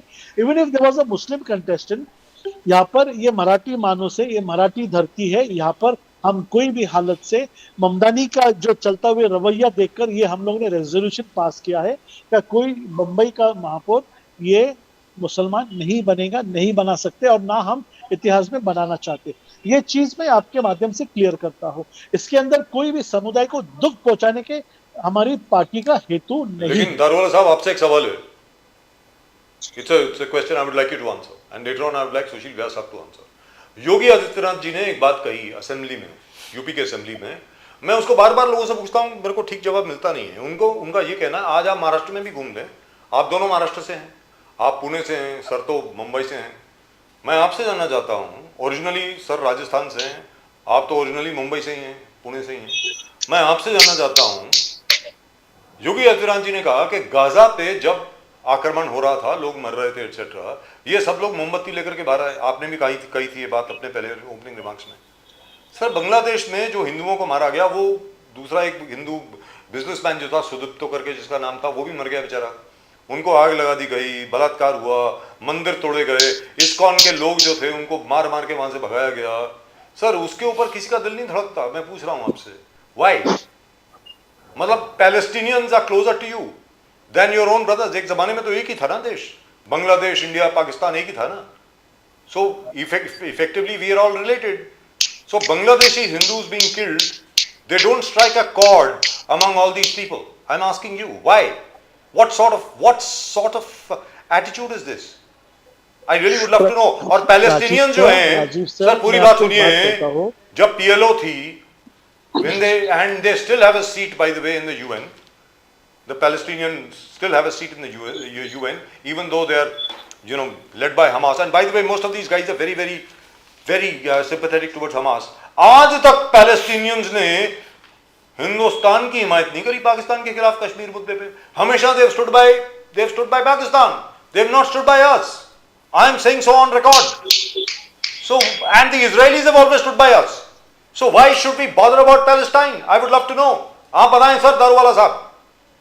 देखिए सर, आप जो कहते हो ना, मुसलमानों को सीट क्यों नहीं मिलती, मुसलमानों को महापौर क्यों नहीं बनाया जाता, उनके साथ में ऐसा रवैया क्यों है, क्योंकि आज तक सिर्फ 7% मुस्लिम्स को भारतीय जनता पार्टी कन्विंस करने में समर्थ हो चुकी है, और आज भी there is close to 93% who we are trying. मेरा जो काम है ना साहब, मुसलमानों में जाकर उनको ये भारतीय जनता पार्टी की विचारधारा, ये देश प्रेम की विचारधारा, जो हमारे साथ में अत्याचार हुआ है 1 साल, वो उनको रुजू करके, उनको समझा के, जो हमारे काशी विश्वनाथ है, जो कृष्ण जन्मभूमि है, जो राम मंदिर है, इसके ऊपर उनका समर्थन लाके, उनको प्यार मोहब्बत से समझाकर ये हिंदुओं को वापस समर्पण करने का ये मेरा मेन उद्देश्य है। मेरा मेन उद्देश्य जो काम जिसके अंदर मैं करता हूँ मुस्लिम राष्ट्रीय मंच के अंदर, जो ट्रिपल तलाक का कायदा है, आर्टिकल 370 है, यहाँ पे जो एनआरसी, सीए, एनपीए के ऊपर जो हमने कायदे बनाए, यूनिफॉर्म सिविल कोड है, ट्रिपल तलाक के साथ में चलते हुए इतने सारे यहाँ पे मुद्दे हैं। यहाँ पर यूनिफॉर्म सिविल कोड के अंतर्गत मुसलमानों को इतनी ज्यादा राहत मिली है, फिर भी उनके आंख नहीं खुल रहे, क्योंकि 60 साल उनको इतना डरा के धमका के ये कांग्रेस ने रखा है। अब 6 साल के काम में या 16 साल के काम में इतना हमने 7% हमें यश मिला है। हमारे राष्ट्रीय स्वयंसेवक संघ के लोगों ने अपना जीवन खपा दिया है। माननीय इंद्रेश जी ने 1971 में संघ ज्वाइन किया, 2002 के अंदर मुस्लिम राष्ट्रीय मंच की स्थापना हो गई। आज 23 साल से हम लोग केवल और केवल मुसलमानों में जाकर, उनकी तहजीब को सीखकर, उनके लोगों में बैठकर, उनको विचारधारा समझाकर, गाय कसाई के बारे में, गौ रक्षक के बारे में, जो यहाँ पर जो कत्लेआम हो रहा है, जो पशुओं के ऊपर व्रत हो रहा है, ये जो इन्वायरमेंट के साथ में जो किया जा रहा है, ये हम उनको समझा रहे। आप बोलेंगे मुसलमानों को ही क्यों समझा रहे? क्योंकि हमारे हिंदू भाई तो गौरक्षक का काम करते हैं, और जब हिंदू सेंटिमेंट को एक हिंदू भाई जो गौ माता की प्रार्थना करता है, उसकी वंदन करता है, उसके एक एक चीज को वो देवता मानता है, आप उसको काटते हो, आप इतने मीटलेस डेज को एब्जॉर्व नहीं करते, तो ये सब चीज उनको समझाना है। उनकी जो तहजीब है वो हमारे साथ में उसको मिलाकर काम करना है। जब जाकर ये गाजा के जो पीस मार्च है, ये जो लोक अदालत के टाइम में आपने देखा था हाउ अरविंद केजरीवाल जी ने, फिर शाहीन बाग के वक्त कांग्रेस ने क्या किया था, हम सब ने देखा है सर। और जब लोकसभा के इलेक्शन में 2024 में ये लोग तो ऐसे उतरे थे, वोट जिहाद देवेंद्र फडणवीस जी ऐसे ही नहीं बोलते, ये लोग ऐसे उतरे थे, बस आज लड़ाई मौत की लड़ाई, इस पार या उस पार, कोई भी हालत से हमको और धरवाला साहब एक और चीज आप भूल रहे हैं है सर, ये माइंडसेट आज भी देश के अंदर है। वो लोग भारतीय जनता पार्टी को कोई उसमें दो राय नहीं है सर। धरवाला साहब, लेकिन एक चीज आप भूल रहे हैं प्रदीप जी, एक second, this is very important question. ये ज्यादातर आप पूछते हैं, आज मैं पूछ रहा हूं, प्रदीप जी भूल गए। सर धरवाला साहब आप ये बताएं, I really like Priyanka Gandhi, bye the way, very very articulate, very nice looking also. Sir आप ये बताएं, प्रियंका गांधी जी फिलिस्तीन के लिए गाजा का एक हैंडबैग लेकर के आई थी, आपको याद होगा, she was wearing a handbag which said feel for Gaza और something like that. Sir Bangladeshi हिंदुओं के लिए तो आज तक कभी उन्होंने कुछ ऐसा कुछ कहा नहीं। आपसे पूछ रहा हूं सर धरवाला साहब, ये क्या है? What is this? Sir, as per my limited knowledge, I may be wrong. I was once I overheard someone saying that Sunday they have a mass. जो क्रिश्चियंस जो संडे मास करते हैं, मैंने ऐसा सुना था, maybe I am wrong. क्या राहुल जी, Priyanka, Robert वगैरह तो खैर क्रिश्चियन है, ये लोग संडे मास करते हैं सर। इनका दिल जो एक सॉफ्ट कॉर्नर फॉर क्रिश्चियनिटी है ये देश के अंदर। And well we all know Sonia ma'am कहाँ से आते हैं, she is if I am not mistaken she is a Roman Catholic, and this people have a soft corner for Christianity.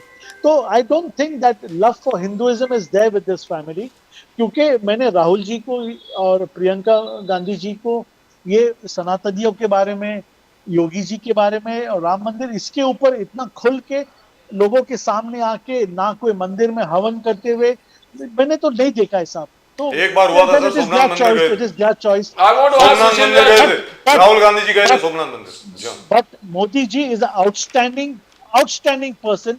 उनके जैसा आदमी शायद ही 100 साल में कभी पैदा होगा। और वो खुल के समर्थन करते, वो सनातनी है कहते, और वो जो हिसाब से यज्ञ करते, जो पूजा पाठ करते, उनका कोई भी बराबरी नहीं कर सकता। मगर ये बात तो खुला बोलते वो, मैं जाली की टोपी नहीं पहनूंगा। बस व्यास जी, एकनाथ शिंदे जी ने बार बार उद्धव ठाकरे जी को लताड़ा है करप्शन इन बीएमसी। आज बीजेपी भी जुड़ गए, उनको कहा कि बीएमसी में जो करप्शन हुआ 25 इयर्स में द हाईएस्ट, बोले कि the biggest corruption of all times. उसके सामने 2G हार गया, 5G। तो हाउ डू यू सी, आपने एक फोकस्ड अटैक यूबीटी और उद्धव जी और राज ठाकरे जी पर कर दिया है वह करप्शन इज कंसर्न। व्यास जी, आपका प्रश्न क्या है नामबिहार जी? वो तो प्रश्न यही है हमने तो कर कि दिया। ये आपका स्ट्रेटेजी है कि आपको करप्शन हाईलाइट करना है उद्धव जी का, नहीं, जो strategy उनका नहीं, कहना है कि वो strategy- साफ सुथरा बीएमसी, एब्सोल्यूट क्लीन बीएमसी चला रहा था। नहीं नामबिहार जी, इसको स्ट्रेटजी नहीं, दुर्भाग्य से इससे कहिए यथार्थ। ये सच्चाई है कि 25 साल में भ्रष्टाचार के अलावा कुछ नहीं हुआ।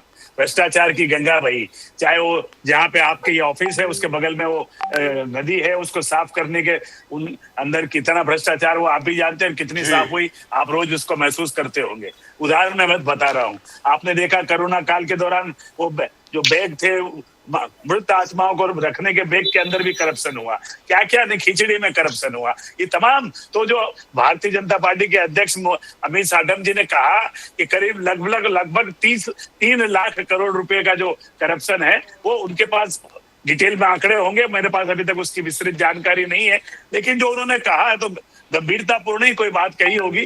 तो ये हमने कोई स्ट्रेटजी नहीं बनाई, ये सच्चाई है जो मुंबई के 1 करोड़ 4 लाख मतदाताओं के सामने आनी चाहिए कि किस तरह से पिछले 25 साल में उनको लूट करके अपने घरों की तिजोरियों को भरने का काम जो सत्ता में रहे हैं महानगर पालिका में उन्होंने किया है।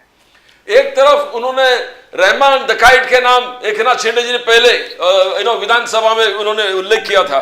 आज उद्धव ठाकरे जी कह रहे हैं कि मराठी मानुस मुसलमान भी है और हिंदू भी है। मराठी मानुस हिंदू यानी तो क्या बदलते रंग किस प्रकार से आप देखते हो? उद्धव ठाकरे जी किस प्रकार से मुस्लिम एज ए कम्युनिटी ने, Muslim is a part of Hindu, कभी आरएसएस का बयान है, मतलब मराठी मानुस इज पार्ट ऑफ, क्या how do you see that? Is he trying to escape the very fact that Hindu ideology से बहुत दूर चले गए उद्धव ठाकरे जी और बार बार आप उसको हाईलाइट कर रहे हो और वो नकार रहे?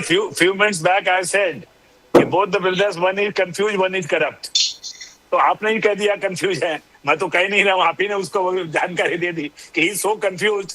अच्छा बताइए, उनके स्वर्गीय पिताजी, हमारे संस्थापक, हमारे आदर्श, हमारे जिनके आराध्य, जिन्होंने कहा था कि जिस दिन मैं कांग्रेस के साथ जाऊंगा उस दिन मैं हमारी संस्था को बंद कर दूंगा, उनके बेटे ने अपने सत्ता के लिए कांग्रेस में जाकर के अपने विचारों से दलित होने का काम किया कि नहीं किया?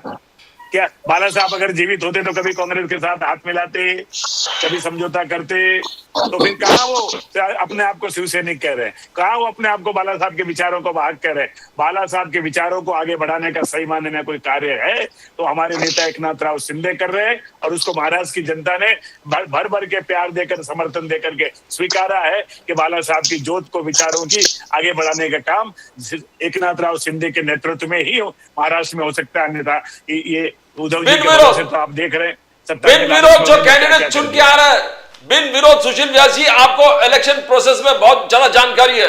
बिन विरोध जो चुन के आए करीबन 70 व्यक्ति और पूरे महायुति के लोग हैं, ये बहुत बड़ा प्रश्न हो गया, मन से कोर्ट में जा रहे हैं, इलेक्शन कमीशन ने रिपोर्ट मांगे हैं, बोले डिक्लेयर। तो हाउ डू यू सी ये बिन विरोध, क्या अनदर इलेक्शन, क्या इसको बोलते मिसमैनेजमेंट हो या प्रोसेस का वायलेशन है? नामबिहार जी, हम लोग जब चुनाव लड़ने निकलते हैं, चुनाव की जब घोषणा हो जाती है तो इसकी एक प्रक्रिया होती है, नामांकन भरना, उसकी जांच होना और अंतिम दिन आना और एक दिन देना जब तक हम विड्रॉल कर सकते हैं, और उसके बाद दूसरे दिन चिन्ह अलॉटमेंट होकर के finally valid found contestant candidate की लिस्ट बनती, जो यहाँ 3 तारीख को मुंबई महानगर पालिका और तमाम महानगर पालिकाओं में बनी। तो उससे कोई अलग प्रोसीजर होता है क्या? मैं पहले आपसे उतना समझ लूं फिर अगली बात करूं। बोलिए प्रोसीजर तो प्रोसेस फॉलो हुआ है कि नहीं हुआ है? बिल्कुल। तो अगर आज मैं और आप चुनाव लड़ रहे हैं, बजाज जी चुनाव लड़ रहे हैं, बजाज जी को लगा मुझे चुनाव नहीं लड़ना चाहिए, उन्होंने अपना नाम विड्रॉ कर लिया और ये साबित हो गया बजाज जी ने अपना नाम विड्रॉ कर लिया, तो कोई रोक सकता है क्या उनको? जी दुरुस्त बात। तो अगर जिन उम्मीदवारों ने अपना नामांकन भरा और उन्होंने विड्रॉ कर लिया और इलेक्शन ऑफिसर के सामने जाकर के अपना फॉर्म नंबर 5 देकर विड्रॉल लेटर दे दिया, और उसके बाद मान लो एकमात्र उम्मीदवार बचता है, तो उसको आप कहोगे चुनाव किसके सामने चुनाव लड़ेगा भाई? जी तो निर्विरोध उसको चुनना ही पड़ेगा ना। कौन सा प्रोसीजर जो है गलत तरीके से फॉलो हुआ? Corruption कौन सा and- इसमें इलीगैलिटी हुई है? Point of gun on the head. Is this the first time that somebody got elected unopposed? 70 people एक साथ व्यासी, 70 लोग एक साथ. 22 at the different places. It is from Jalgaon, Pune, Nasik, not Thane, not only one place or one constituency. See the different places. Maharashtra में 29 corporation के elections हैं, और apart from Mumbai का एक वार्ड में एक आदमी चुन के आता है, एल्स 4 लोग एक वार्ड से चुन के आ रहे हैं. So this is, there are different kind of elections. So मान लो एक विड्रॉ होता है तो 4 अपने आप विड्रॉ हो जाते हैं. See, you must also look at that point also. In Mumbai, 1 ward, one corporator. In elsewhere, 1 ward, 4 corporators. So one withdraws, then 4 goes. So this should be, we must look at that from that point of view also. So you're saying there's no corruption, no money change hands. मैं politely आपसे पूछना चाहता हूं, उसमें भ्रष्टाचार कहाँ, मैं उसका जवाब देने के लिए तैयार हूं. मुझे बताइए भ्रष्टाचार कहाँ? इस प्रक्रिया को अपना करके अगर कोई उम्मीदवार अपने आप को विड्रॉ करता है, और कौन विड्रॉ करने वाले? जिसको फॉर्म ए भी इन्होंने दिया, जिनको बहुत विश्वास के साथ तमाम उन पार्टियों ने ए भी दिया जो हमारे सामने खड़ी हुई, और उनको लगा नहीं हमको महाराष्ट्र के हित में, इस शहर के हित में विड्रॉ कर लेना चाहिए, उन्होंने अपने स्वयं खुशी से अगर विड्रॉ किया तो उसको कौन रोक सकता है? और अगर स्वयं खुशी नहीं, धमकी से, करप्शन से है, तो लाइए, हम उसकी दूध का दूध, पानी का पानी करेंगे, उसकी जांच पड़ताल हो जाएगी. देश का कानून अलाउ करता है उसमें जांच पड़ताल करने के लिए. But gentlemen, thank you. And I must congratulate both of you and everybody else. जितने भी लोग हैं, including कीर्ति निधि पांडे साहब, जो भी हमारे साथ नहीं है. 1026 में सबसे पहली बार महमूद गजनी ने सोमनाथ मंदिर को तोड़ा था, और जैसा आज प्रधानमंत्री जी ने बोला, 2026 है, जो तोड़ने वाले थे कहां गए किसी को मालूम नहीं है. सोमनाथ मंदिर भी यहां है और हम भी यहां हैं 1000 साल के बाद. सर ये याद रख लीजिए, चले गए सब लोग, कितने लोग तोड़ने आए, कितनी बार टूटा, कितनी बार बना. अपने जो वो शाह साहब जो हुआ करते थे, Ahmad Shah the first, who had destroyed the temple when he was the Nawab of Ahmedabad and so on and so forth. 1951 में दोबारा बना सोमनाथ मंदिर. इसी तरीके से अयोध्या में राम मंदिर बना, और इसी तरीके से कृष्ण जन्मस्थान मंदिर भी बनेगा, और काशी विश्वनाथ भी पूरा बनेगा, पूर्ण रूप से बनेगा. Let's be very clear. जो तोड़ने वाले थे वो सब गए, सब उड़ गए. आज की तारीख में मुसलमानों में भी बहुत ही इक्का दुक्का कोई होता है परिवार जिसका, जो अपने बच्चे का नाम औरंगजेब रखता है. औरंगजेब नाम भी नहीं रखा जाता. महमूद रख देते हैं, लेकिन महमूद बहुत कम है. मोहम्मद जरूर रखते हैं, महमूद को अभी भी कोई नहीं रखता. हमारे में भी विभीषण कोई नहीं रखता है जी. विभीषण भी, सर विभीषण फिर भी ठीक है, फिर भी ठीक है सर. जयचंद नहीं रखता, जयचंद भी नहीं रखता. जयचंद कोई नहीं रखता सर, जयचंद कोई नहीं रखता. सर मैं आपकी बात को अपने अध्यात्म के हिसाब से भी कहूं तो घमंड और अभिमान अगर किसी भी व्यक्ति का है, कितने भी अन्यायी अत्याचारी का हो, वो कभी टूटता है. मैं समझता हूं, जहां तक हमने धर्म को समझा है, रावण से बड़ा बलशाली कोई नहीं था. अंतोगत्वा उसको भी इसी जमीन में मिलना पड़ा, इसी जमीन में गिरना पड़ा. तो अभिमान सबका खत्म होता है, अन्याय अत्याचार का कहीं न कहीं. दारूवाला साहब, आज देख लीजिए सोमनाथ के आसपास कितनी खुशहाली है, कितना वहां पे आबादी है, लोग आबाद हैं, खुश हैं, सब कुछ है. देख के खुशी हो जाती है सर. मैं तो साल में 1 बार जाता हूँ वहाँ. Correct, I know, because we see it. Somnath is of course, as you know, based on lord Shiva. इतना रमणीय स्थल बना हुआ है जी. और उसके एवज में मैं कुछ और बोल रहा हूं. व्यास साहब ने जैसे कहा, सोमनाथ मंदिर कभी जाइए सर, इतना ब्यूटीफुल है, इतना ब्यूटीफुल है, कहने की हद नहीं. I go once in a year. I know you said so, sir. We have seen it. You put it on Facebook so many times. Sir, compare it to Ghazni. जो गजनी शहर है ना अभी अफगानिस्तान में, देख लो सर. गजनी ऐसे लगता है it is one big slum, समझ गए. वहां पर जो महमूद गजनी पहले यहां से, और फिर उसके बाद घोरी, वो काशी से, as his own biographer recalls, 2,600 camels were required to carry the loot from Kashi all the way to Afghanistan. Sir घोरी गजनी सब खत्म हो गए. हम अभी तक वैसे के वैसे ही हैं। But सब दारूवाला खुशहाल हैं, सब दारूवाला साहब बोले इसके बाद। दारूवाला साहब always used to say that आपने क्या वहां से लेके आए थे क्या, अफगानिस्तान से लेके आए थे क्या, तुर्क से लेके आए थे क्या? Daruwala the first person to actually say that. He got a lot of applause from the RSS. Sir बोलिए दारूवाला साहब। नहीं sir, history cannot be wiped out, if it Yes. Was false it was not be remembered. Yes. अगर इसमें कोई भी सच्चाई नहीं रहती तो मिट जाती। तो प्रभु श्री राम की जो स्तुति है, इस तो कुरान के अंदर भी उसका हुजूर पाक सल्लल्लाहु अलैहि वसल्लम ने उसका मेंशन किया है। बोले जब मैं मक्का शरीफ में बैठता हूँ तो मुझे हिंद से ठंडी हवा आती है। जी, और बोला। वो कहते हैं मेरे पहले इस धरती के ऊपर और भी कोई अन्य पैगंबर चले हैं, और वो भी पैगंबर अल्लाह के भेजे हुए थे, उसमें से प्रभु श्री राम एक थे। इससे ज्यादा और मुझे किससे क्या सुनना, किससे क्या सीखना बाकी है सर? वो भी हमारे पैगंबर है। मुसलमान लोगों को गुमराह किया गया है। मुसलमान लोग इतने बुरे नहीं है। जो 30 करोड़ लोग जो आज हिंदुस्तान में है, जी। उसमें से 70% जो है वो प्यार मोहब्बत से और सूफीज्म से बने हैं, और 30% ये तलवार की धार में लास्ट 300 इयर्स में बने। उनको भी अक्ल आ जाएंगी, समझ में आ जाएगा। और ये जो कांग्रेस जो ब्रिटिश की छोड़ी हुई औलाद है यहाँ पर, इनका एक दिन अंश और इनका वंश और इनका अंत ये देश में होने जा रहा है। At this happy but note, it's I very, take very your funny. leave. Thank you so No, much. but sir. hang on a minute, just one second, because you mentioned the Congress. So I need to ask you this. Sir, the Somnath temple was built by the Congress. Rajendra बाबू जो थे कांग्रेस के थे ना, सरदार पटेल कांग्रेस के थे, doctor KM. Munshi Congress के थे। Sir, he was the founder of my school. I am from the Bharatiya Vidya Bhavan. Dr. Kulpati K.M. Munshi Sahab, he founded all the Bhavan schools everywhere. That's where I learned Sanskrit from. I went to a Sanskrit school. तो sir I want to know Congress को क्या हो गया आगे चल करके? It is the same Congress जिन्होंने सोमनाथ मंदिर बनवाया। क्या हो गया इनको? क्या दिमाग, मतलब how could they change like this? Just one small word sir from you. या 100%। सर मैं ये कह रहा हूँ कि कांग्रेस के अंदर पीवी नरसिम्हा राव जैसे लोग थे सर, वहाँ पे मनमोहन सिंह जैसे लोग थे सर, वहाँ पे शशि थरूर जैसे लोग हैं सर। वो इंसान खराब नहीं है सर, वो पार्टी खराब है सर। इंसान जो विचारधारा, जो सनातनी विचारधारा है, जो अपने पुरातन को, अपने वैद्य और अपने विद्या को मानता, वो ऐसा गलत काम कोई भी पार्टी में डालो, ऐसा वो गलत काम करेगा ही नहीं सर। आज एकनाथ शिंदे जी को देखिए सर, सैफरन को बचाने के लिए, वंदनीय बाला साहेब ठाकरे जी के सपना को साकार करने के लिए उन्होंने आज भारतीय जनता पार्टी के साथ में हाथ मिलाकर महाराष्ट्र में कितना वंडरफुल काम किया है। तो मीन्स और उनके पुत्र जो गुमराह हो गए, जिसको कांग्रेस के बाजू में कुर्सी को कुर्सी, मांडी को मांडी लगा के बैठे, उनने क्या काम किया? उन्होंने टिप्पू सुल्तान और औरंगजेब की स्तुति करी।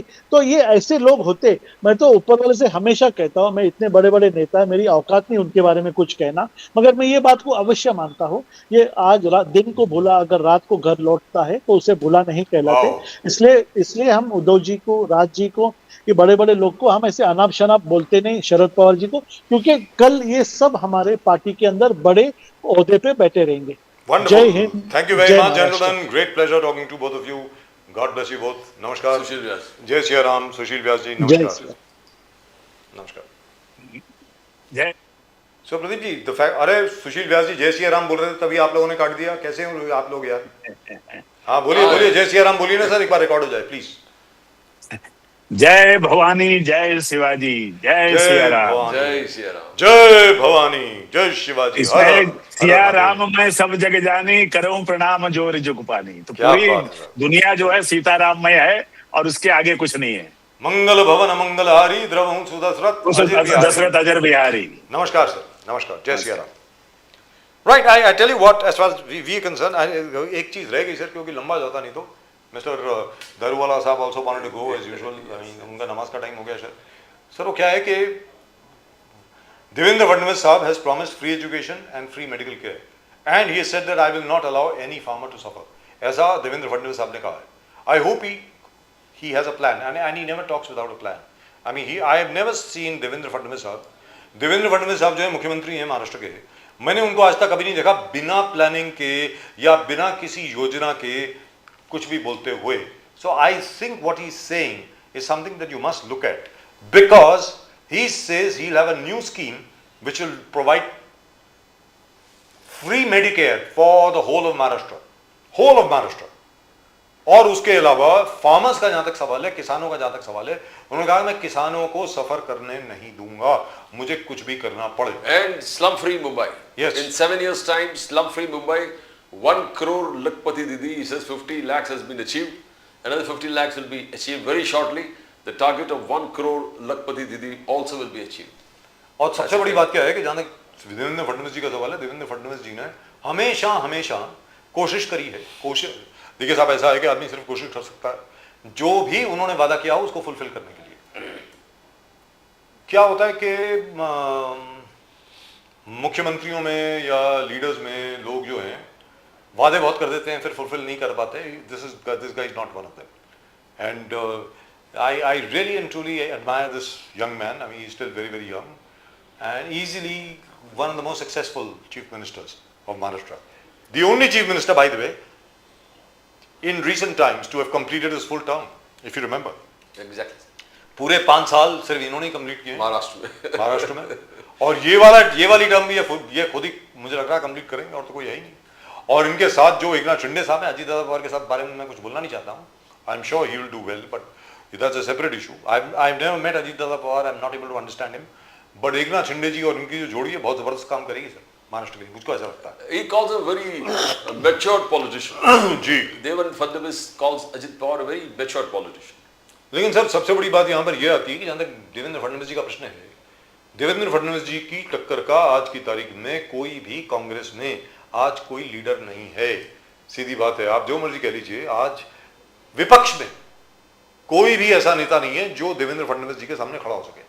So I don't know what the We Congress saw is the doing. spark when Gopinath Munde ji made him the leader of the opposition. Maybe Yes. the entire BJP, but Munde took the lead in appointing him the leader of the opposition, and he has never turned back from there. And Yes. he's been brilliant. There's Yes. no doubt about it. As an opposition, he used to storm the house with facts, figures, absolute statements, and then from the opposition leader, I mean, once Modi came to power, it was automatic rise. So he's been absolutely brilliant, and I'm reasonably certain, along with Eknath Shinde, he'll do very well indeed. और चलते चलते आप लोगों को ये भी बता दें कि आज ममता बनर्जी का ममता दी का आज जन्मदिन भी है। उनको जन्मदिन की बहुत बहुत बहुत बहुत मुबारक, बहुत बहुत बहुत शुभकामनाएं to Mamata Banerjee, chief minister, 3 times chief minister of West Bengal. मैं तो आज तक बोलता हूँ प्रदीप जी, आज अगर कांग्रेस सब कुछ भूल भुला करके आज ममता बनर्जी को आज अपना प्रेसिडेंट बना दे, ये तो मैं पता नहीं 10 साल से बोल रहा हूँ, मुझे लगता है कि फिर बराबर की टक्कर होगी। फिर टक्कर होगी मोदी जी और ममता दी में, दोनों के बीच में फिर टक्कर होगी। तब जाकर के मालूम पड़ेगा कि वास्तविकता में कांग्रेस कितने बानी में है और बीजेपी कितने बानी में।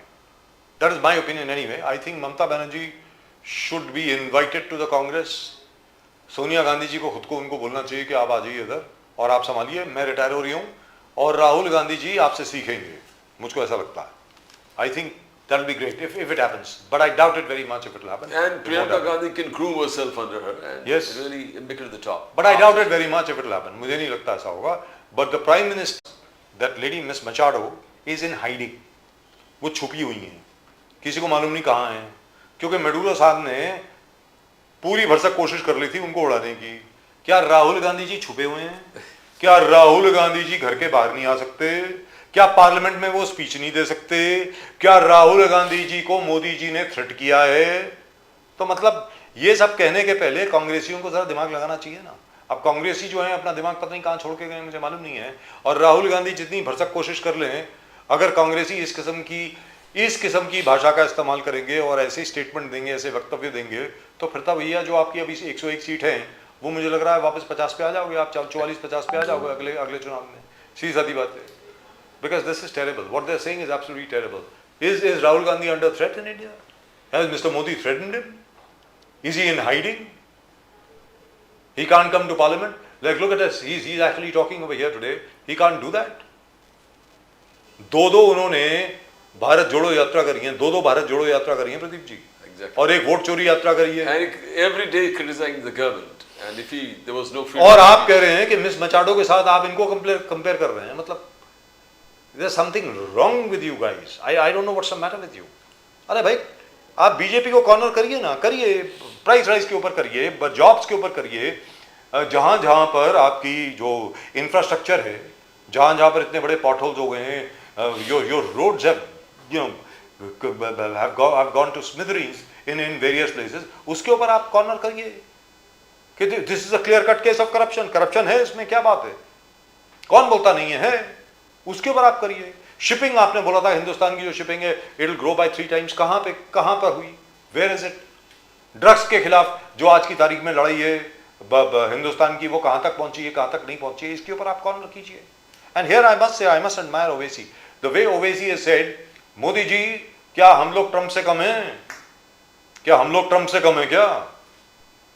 वो जो हाफिज सईद है और वो जो क्या वो अजहर महमूद अजहर जो भी नाम है उसका, मसूद अजहर, इनको उठा करके ले आइए ना यहाँ पे, लाइए इनको यहाँ पे and hang them.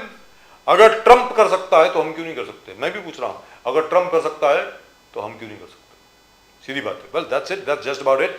Unless Pradeep ji wants to say something. No, when you subscribe to that icon, when you click on that icon, subscribe, you subscribe to the fastest growing channel of the nation, Nation Now. The fastest growing channel of the nation, Nation Now. Nation Now, the real people's channel. याद रखें, हमेशा आपके साथ है। That's it, that's all we've got for you in tonight's show. From both Pradeep ji and myself and the entire team at Nation Now, एक बार फिर आपको शुभकामनाएं। 1000 वर्ष सोमनाथ मंदिर के, 1000 साल पहले महमूद गजनी ने सोमनाथ मंदिर को तोड़ा था। आज सोमनाथ मंदिर वैसे का वैसे ही कायम है और Ghazni, and today Yogi had given the small replica of the Somnath Mandir to the Prime Minister Modi. It had a lot of significance because तो both of them Mahmood together. Ghazni के जितने भी डिसेंडेंट हैं वो कहां पर हैं किसी को मालूम नहीं है। सोमनाथ मंदिर वैसे का वैसे ही खड़ा है, याद And रखो। India has grown और भारत जो है वो भारत को tremendously. we are the 4th largest economy in the world, soon to be the 3rd largest economy. In another 2 years we shall overtake Germany, and India is now a superpower, and thank God we are a nuclear power, otherwise God knows what Mr. Trump would have done. Maybe then the Congress's wishes would have come true, but actually it won't happen. As I said, it won't happen. करके देख लो बेटा, America का नामो निशान नहीं रहेगा, ये भी याद रख लीजिए। ब्रिक्स कंट्रीज के खिलाफ जो आज ट्रम्प साहब अपनी पूरी कोशिश कर रहे हैं, डुगडुगी बजाते रहो, कुछ नहीं होने वाला। Right, that's just about it as far as we are concern. पूरे नेशन नाउ की टीम की तरफ से, प्रदीप जी और मेरी तरफ से आप सब लोगों को नमस्कार। जय हिंद, जय महाराष्ट्र, जय भवानी, जय शिवाजी, वंदे मातरम। Vande Mataram. भारत माता की जय, जय। जय हिंद।